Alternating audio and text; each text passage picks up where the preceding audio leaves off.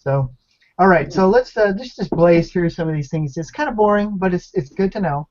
Uh, I guess let me point out first that I've made a couple of projects that we're going to go ahead and I've already committed them, but I'm going to commit an update a little later today.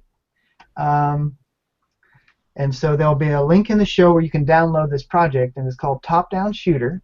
And in here are various folders, and there will be more as we go along. In here right now is one called Config Testing, which is what we're looking at, and we're gonna look at this project and kind of talk about some of the issues you need to consider when you're setting up your game. And then Exploration, which is going to be where we're going to be spending most of our time over the next couple of weeks or so. In this game folder, we will be exploring some mechanics and some inputs and some decisions that we could make as we narrow in on exactly what we want our shooter to do. So the way I'll approach it is usually what I do is I leave old versions of code. This time around, I'm going to leave old versions of code directly in the project, and you'll be able to run them directly. It'll make more sense when I show you the project in a minute, but that way people can see how this game and mechanic has progressed, and then when we're happy with it in the exploration phase, we'll put it in the game folder, which is right now empty. And then we'll do our final polishing and whatever else we need to do at the end to sort of finish it up before we move on to our next game. Okay, so on to config testing. If you open this folder, you're going to see that there is a config file, which you already looked at, a build settings file, and a main file. Whoops. And I'm just going to walk through build settings and talk about a couple of things. First of all, at the top of the file, I put some links here. You should read both of these. They're documents on the Corona site. This is the traditional build settings documentation, which has been around for a long time. But it's good to give yourself a refresh on this if you're not already familiar with this page. Then I strongly suggest that before people even look at this file anymore, that they go read the Win32 build guide, where they talk about this particular file and some of the decisions you're going to make and how they affect your game. Now, assuming that you've already read this, fast forwarding, I'm going to talk to it. The first thing I want to point out, and we're going to talk about this again in a minute, is that debugging is a little bit challenging on desktop. And the reason debugging is a little bit challenging on desktop is because it does not have a console that pops up. So when you're doing work in the simulator, both OS X and Windows have a I can't speak here. They have a console window. So for example, on Windows, I've got this console window, and whenever I do anything in here, I can see the output. If I print messages, or if I get an error, I can see it dumps it to here. In addition, on OS X and Windows also, when you do something really bad, you have some kind of unhandled exception, or you syntax error or something, you'll get a pop-up. So and then on Android and OS X, you can plug your devices into your machine, and with Android you can use Logcat to look at the log. And on OS X, you can plug it into your machine and use, what's the name of the tool? Xcode. You can use Xcode and look at the console output again to see these error messages. So you have some way of figuring out what happened when you press a key and the game blows up, or it doesn't do what you expected it to do. So what do we do for desktop? The problem is, like I said, the desktop, when you run it, there's no console. And yes, the console data goes to a file, and there are ways to get that data out, but they're all kind of like second-level knowledge stuff. For example, on OS X, I'm pretty sure you can do you can look at the contents of the file as it goes along and put it into your own console window using Linux command or Unix commands.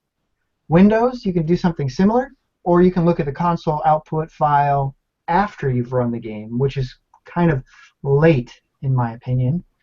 So as part of this discussion and part of this project, I'm going to give you two tools that will help you a lot in developing desktop games. And when I say tools, what I mean is I'm going to teach you two things that will help you a lot to do live debug of your desktop game. The first of those is something you can set in build settings. Now, I typically do not set this because I prefer method 2, which I'm going to show you in a minute. But let's say you're running your desktop game and it seems to work fine in the simulator, or you can't test everything you want in the simulator, so you really have to test it in you do the desktop build and you have to run it that way. But you suspect that you've got a syntax error or some kind of unhandled exception going on. Well, if you want to see a pop-up dialog that sort of spits out all the details, just turn off the debug stripping in build settings. So if you build your desktop game with this setting here set to true, what that will do is add more debug details, and then the operating system will be able to, it'll pass that data to a dialog from the operating system, and it'll pop up and you'll be able to see more details about the crash, basically. Now, like I said, I don't really like this method. This is the exception. I only use it in the last case when I can't figure it out otherwise. So in a moment, I will show you a much cooler way to do this.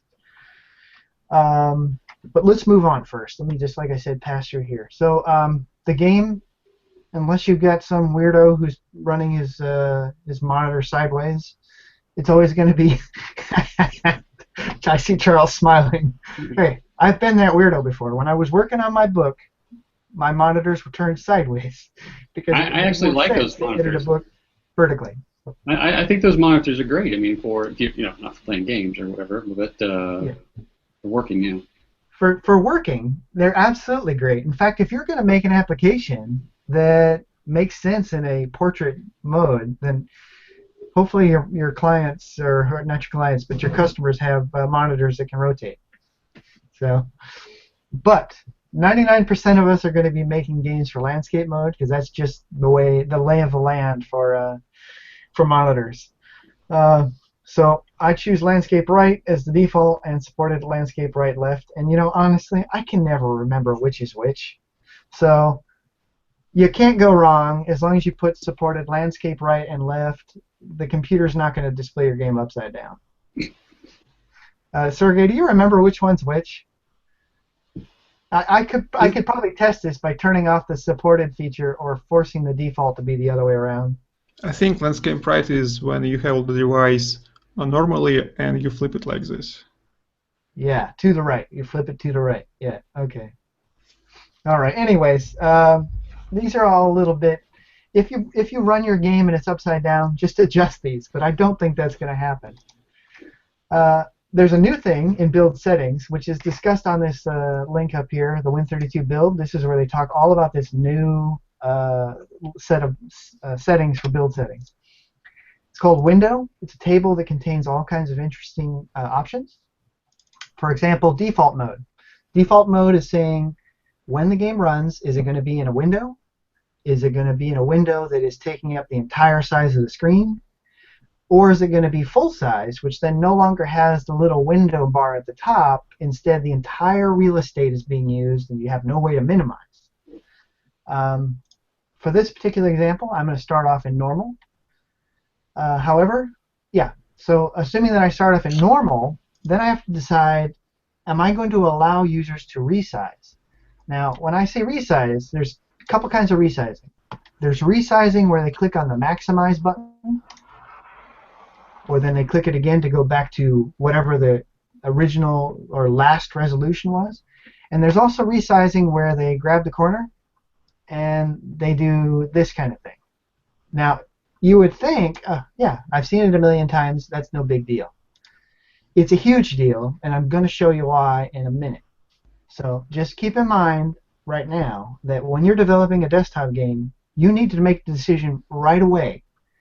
Am I going to allow windowed mode or only full screen? Am I going to support both? If I support both, or if I allow windowed mode, am I going to allow random resizing by dragging? Am I going to enable the minimize and the maximize buttons, all of these things you have to consider because they will affect the way your game renders later.